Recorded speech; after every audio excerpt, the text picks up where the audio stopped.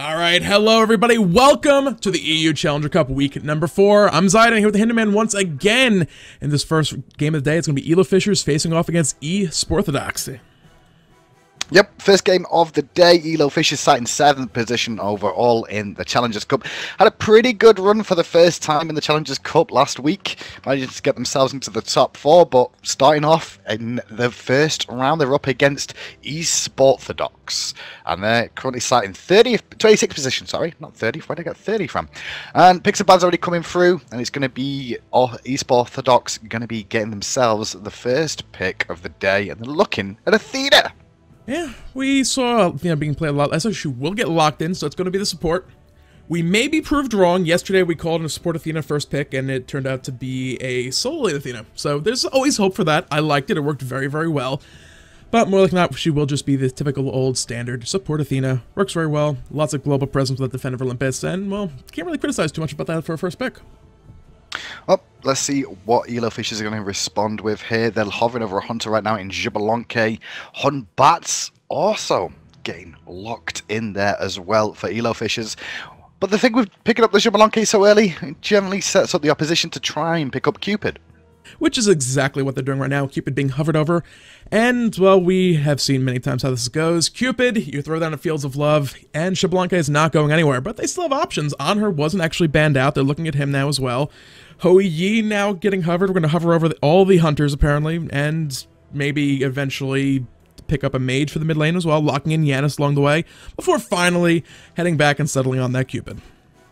Well, Cupid's an interesting one, because at the moment a lot of the European pros, at least in the SPL, have been saying to me they're not a huge fan of Cupid just because his late game isn't as strong as some of the other Hunters. He's very single target damage orientated, can't give as much out as the other Hunters can, so he's not being focused as much, so people don't mind the bad laning phase that Xbalanque can have just because his late game is so strong. Gabe gets locked in though for the boys of EloFisherS.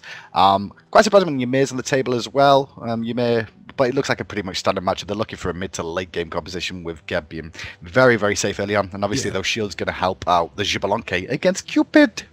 Oh yeah, not to mention that also against Athena lands a taunt, you shield them. And that's kind of the end of any aggression coming off of them. And Athena's possibly not in a great position herself to actually respond properly to it.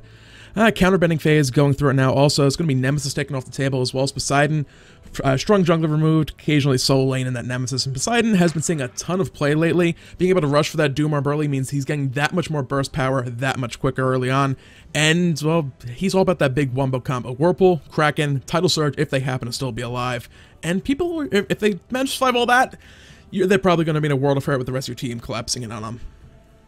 So Agni has been locked in for EloFisherS, and now it's back over to Esporthodox. They're going to have to pick up something for the mid lane. Ice is not so strong here. Hobwa being hovered over right now. It's not something we see that much of. He's good in the solo lane, but he has his counter matchups. Hobwa is actually strong and underrated right now. But like I said, counter matchups is his biggest issue, and picking him before you know what you're going to be coming up against is a little bit risque.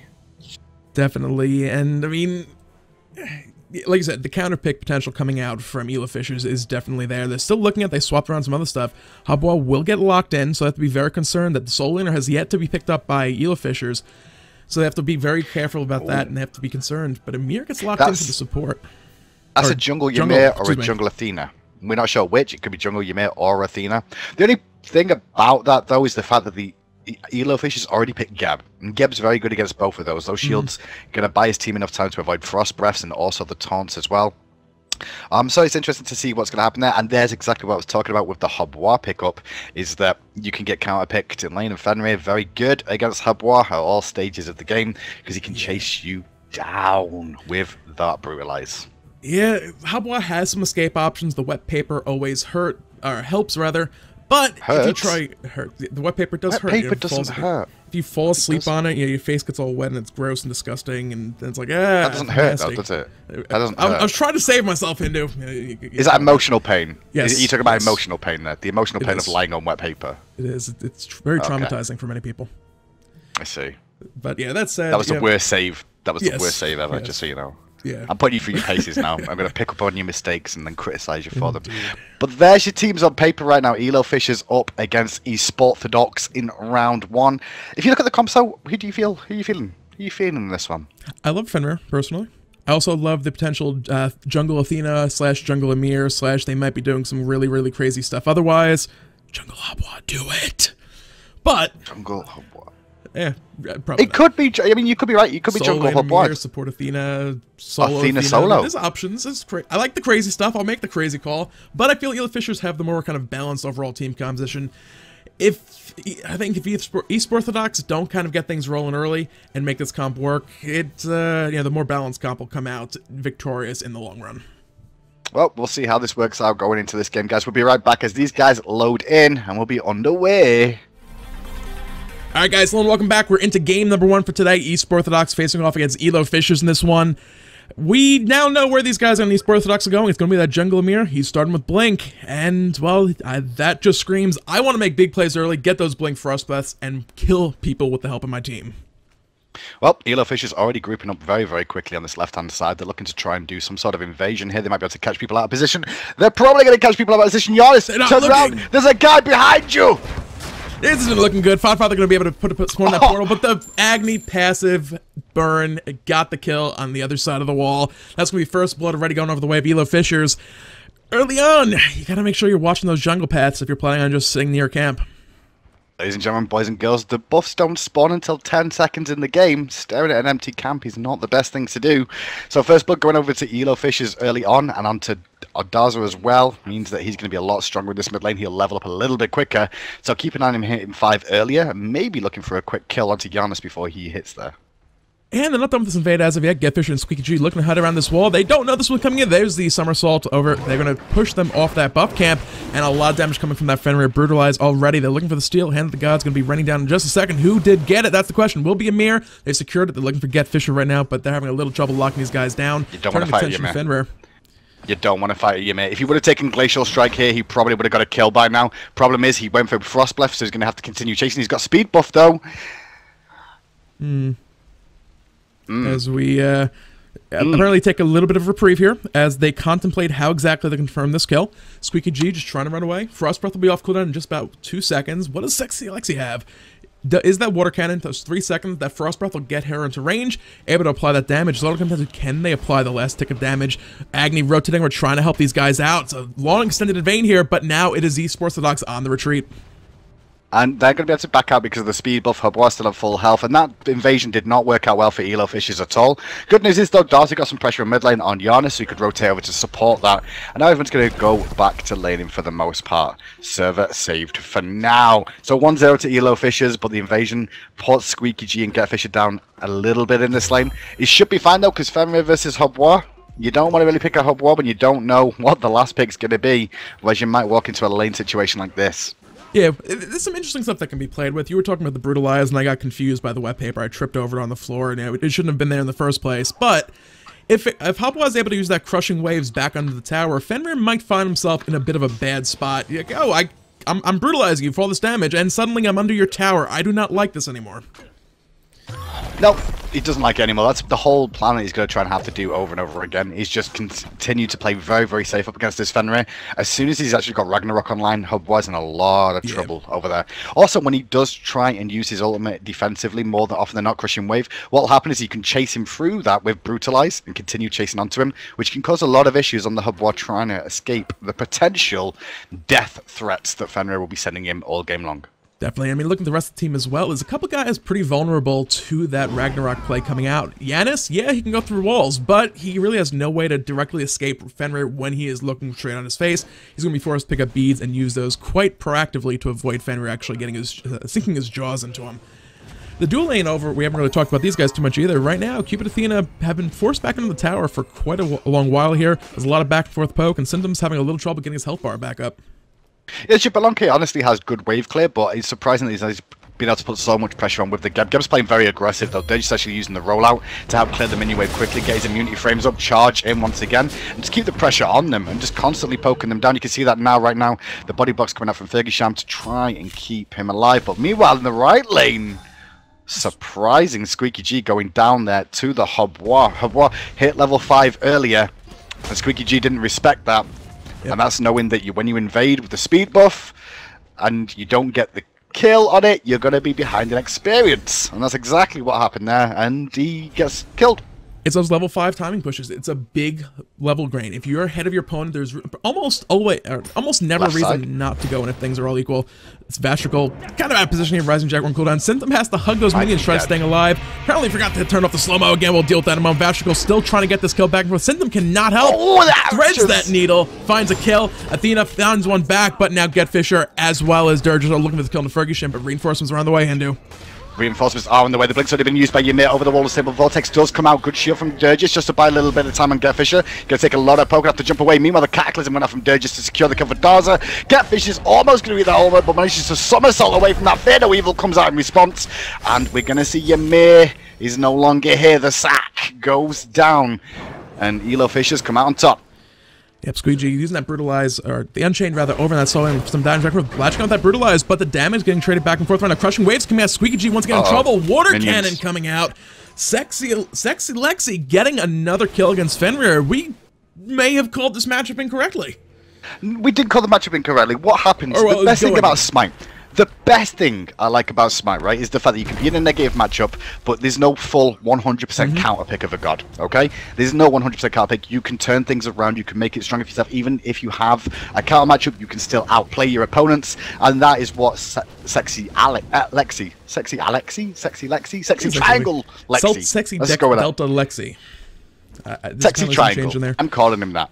I'm calling him Triangle because I've got a triangle. Sexy Triangle. He's actually outplaying Squeaky G in this lane, and that's putting him in the advantage now. He's got a second kill onto him, and now it's going to be up to Squeaky G to play this one very, very passively for the most part, wait for a gank, and start building a little bit more defensively to keep himself in it. He needs to be putting points into Seething Cow now to sustain, because at the moment he's only got Brutalize online, and on change, no sustain means you're going to get poked down by the Habois. That's what Habois does. Heavy poke. Mid lane though, the Sack's in a bit of trouble. Yeah, bombs coming down from Agni, doing a lot of damage. He's going to be forced back to base here sooner rather than later. He has no health potions currently to get this health back up. They're going to be looking for some jungle invades here possibly, as Ymir's not going to be around to actually do these. See the dual lane and mid lane and jungle from EloFisherS rotating over for this damage buff right now. They can look to possibly force them off, but it'll be a 3v4 fight at best situation. Damage buff's already down, so not much they can do. Yep. Bursted very, very quickly. Now they're looking for the purple buff as well. Athena can only really stand in the wing and watch. Cupid's recording back to base. This buff's going to go down too. EloFisherS starting to dominate their will on this left-hand side of the map. 4 members of the team having a good time. Squeaky G, though, under pressure. That sexy triangle is just too much. Meanwhile, Goal Fury has been started by the EloFisherS, and only Athena's here to try and defend. And she's not going to be able to get over there in time. Hand of the Gods coming down to secure that one. No Wrath Gods from either teams as of yet. There's a through space and time trying to look for a kill here. Frost Breath not going to connect on anybody as the Rainfire bombs from Agni doing a ton of damage. That's going to be a kill going up. Durges cleans up the last one with that shockwave. Daz's bomb was amazing then over the wall. Getting a triple stun off and then just set them all up for the wombo combo with the Fear No Evil. Mid Harpies have spawned once again. Meanwhile, the right hand side, Squeaky's in trouble again. He's going to leap onto it now, try to turn this one about. Beads used, crushing wave used as a trade though. That's not the worst thing in the world, honestly, when you're 2-0-2 down in lane. Actually, he wasn't 0-2 because he got first blood, did he not? He did, no, he didn't. No. Oh, the trading left, though. The trading left. The trading left. Heart Bomb not connected. It's coming down to these auto attacks. Branching Bolas could potentially bounce off those minions, but since I'm using that Share the Love to, well, be very selfish about it and heal himself back up, but they're both very low. Those Branching Bolas hitting off those minions going to be going back and forth, but Symptom tank those minions. Gonna be close, but Xbalanque went back to base, so really nothing gonna be gained, nothing get lost over there. Mid Harpies came back up, and it looks like EloFisherS got both sides. They did indeed get both sides. You can see that by the experience in Gold League, which is 5,000 experience, 6,000 gold at the moment, start in favour of EloFisherS. That kill though for Squeaky's actually put himself in a pretty decent position now. He's going to be able to get himself back online a little bit more. Surprised he didn't go for more of the Receiving Howl, honestly, because the free power you get from that and the lifesteal will help him sustain a lot more in the lane. He's just going for raw brute damage up against this Habois, and that's where he could be starting to having a few troubles with this. Sexy Triangle though, not doing too bad for himself either. Should be looking for a wet paper soon though, because he's still not put a point into that, which is quite surprising too. Left hand side though, I think he's going to go down. Indeed, Vastrical plus with the help of Durges just getting that kill locked down. Symptom strolling his way back over to this lane, unfortunately to find it rather devoid of allies. Minions are gone, and Athena's gone. It's all on his own. He's going to clear that wave up, however. Well, EloFisherS head back to the outside. Ragnarok on the right hand side, going to go into Sexy Triangle, brush him under the tower, crushing wave comes out. Squeaky G finds himself a kill with the Ragnarok combo. under the tower, barely surviving there, but does what he needs to. The crushing wave did damage, but not enough to kill him. Left hand side, rollout going on to Cupid once again. They're chasing this one deep. They're looking for it, sending them very, very low. There's a Fields of Love drop down, trying to buy himself some time. The Vashtical will continue landing those auto attacks and find the kill. Long duration mez on that Fields of Love. Mid lane, fear no evil. As a stun, and Darza finds himself another kill, 12-4. EloFisherS starting to just dominate their will on this game. And they're really starting to push in these towers, keep the pressure on, and Esporthodox are having a bit of an issue trying to get themselves organized in this one now. It's just starting to get a little bit sporadic. It's starting to get picked up. Godfather getting the shockwave, going to be able to portal through, but there's a monkey winning on the other side of the wall. Somersault coming in, overhand smash, not in the nick of time, through space and time, getting him out of that, out of the jungle, back to the safety of his own base before Batz could finish off that kill. But EloFisherS, like you said, they have that mid tower down that opens up the center of the map, a lot for them to roam around, and they're going to be looking to extend even more. You see deep wards, deep sentry wards as well getting placed down. They want to start getting a stranglehold on this match overall going forward. Yeah, speed buff being invaded again. Ymir is here, so is Sexy Triangle. They're trying to bring down Fisher, but somersaults over the wall. Brutalized damage has been used, and there's an Aegis that's just going to buy him a second for Darza to come in and burn his watery backside down. Ymir is trying to run away. Have to avoid the bombs, but how long can he avoid the damage? Flame Wave misses. Going to have to juke around the corner. Around the back, Athena with the taunt is available. Oh, great blink. Yeah, beats used offensively there by Agni, trying to find that kill, but they ended up settling on Athena. Darza with a little bit of damage on the tail end of that Ragnarok. Athena getting picked up there as well. Over in the dual lane, a little bit of back and forth boxing once again. Symptom going to fall to Vashtical. Surrender Vote did come out there. Right now, EloFisherS do have about a 6,000 gold lead, and with EloFisherS kind of everywhere at the moment, Esporthodox really cannot find any farm that they so desperately need, and they're kind of at this point losing even both in those dual lanes. Just not really able to find farm. Honestly, at the moment, Esporthodox are in a really tough spot. One thing I do like coming out from this team, though, is the fact that Habois realized that he was the big leader on his team right now in terms of damage potential and levels as well. So he tried to rotate over to support his team. The problem is he's allowing Squeaky G to free farm. He's going to lose some free minutes to the tower, put himself behind. He's trying to group up and help out his team, but his team are just too far behind right now. He's trying to make things happen. It's a good decision from him, but I don't think it's going to work because now he's going to get caught. Yeah, this isn't looking too good as a Cataclysm. Crushing Waves, Crouch on will buy him time, but Somersault coming out, looking for this kill. Unstable Vortex, attack, do get it. Yeah, that was a rough one. They're looking for follow-up damage. Unfortunately, the overhand smash is a very short-range little hover in the air and smash the ground. Not able to chase, but Vashtical looking for the Rising Jaguar aggression coming out. Sprint pop. He wants his kill once again. Fields of Love drop back down. Defender Olympus coming in as well, but this could just be feeding the Xbalanque that much more. As they drop down, damage coming back from forward. There's one. GetFisherS here to help out. Fergie Sham trying to stay alive, trying to get out of this one. Behind the tower, gets picked up nevertheless. So 18-4 right now. Janus rotating over to the left-hand side. Not going to find much apart from a little bit of farm under the tower. Goal Fury has begun once again for EloFisherS. They're going to have to drop this one quickly. They're looking very, very good for moving on to round 2, where the next opponents, it looks like it'll either be all under control or Northwest Alliance. So they've not got an easy bracket this week. The first round is the first round, though, and that's how games can be a little bit more one-sided. But these newer teams need to experience what it's like to come up against stronger teams than them and learn from the mistakes they make. And at 11 minutes in, they've made a few, but they can correct those going forward if they can see the mistakes. Yeah, just watching the first few minutes as well, there's a lot you can learn. It's like, what exactly did we do wrong? Or, you know, did we not do anything wrong? What little tiny mistake did they spot that they took the advantage of and capitalized on, looking for the kill? Second triangle, right side, a little bit of a rough spot. Brutalized Ragnarok coming in. Aegis would have bought him a little bit of time. The reinforcements were on the way, but unfortunately just a little too far away to actually help out in that particular instance. They're looking for Sock right now as well. The wall coming down, blocking off Darza, but will it be enough? Frost Breath, unfortunately, missing. Looks like he just stood there, resigned to his fate, letting it go. Now looking for Fergie Sham, but not diving the tower this time. Mid lane, Janus a little bit overextended here, going to get jumped on by GetFishy. Doesn't find the monkey toss, and he's not going to find the overhand smash, thanks to the pull out from Janus. The mobility is good, but looks like a potential fire giant that's about to be started by EloFisherS here. They've started warding up this side of the map, got sentry wards down already, and we can see Vashtical rotating over here as well. It looks like EloFisherS trying to close this one out very quickly. Yeah, Fire Giant wouldn't be a bad call. Again, if nothing else, they either well get a free Fire Giant because no one bothers trying to contest it, or they just, you know, start the Fire Giant, someone comes to try and stop it, and then they just look for a pick on the back of it. So no matter how they play this right now, it'll work out pretty well, because no one's really nearby, aside from Fergie Sham, who's about to find a little puppy in the mana buff camp, or perhaps not, a Surrender Vote will come out. EloFisherS is going to be taking round 1 today. best defense of the Fire Giant I have seen today. They press the F6 key to make sure EloFisherS do not get it. EloFisherS moving on to round 2. Esporthodox going to go out this week, but what they can take from this game going forward is that they defended the right-hand side speed buff invade, which was a really good start for them. They need to work on their early game warding and positioning to make sure they don't get picked at the start. Keep an eye on those rotations. They had a very rotationable team with that Janus ultimate being available for them, and I think they got out-rotated most of the times. War coverage important. War coverage important. EloFisherS move on, and with that, we also will move on to the next round, guys, as soon as the teams are ready.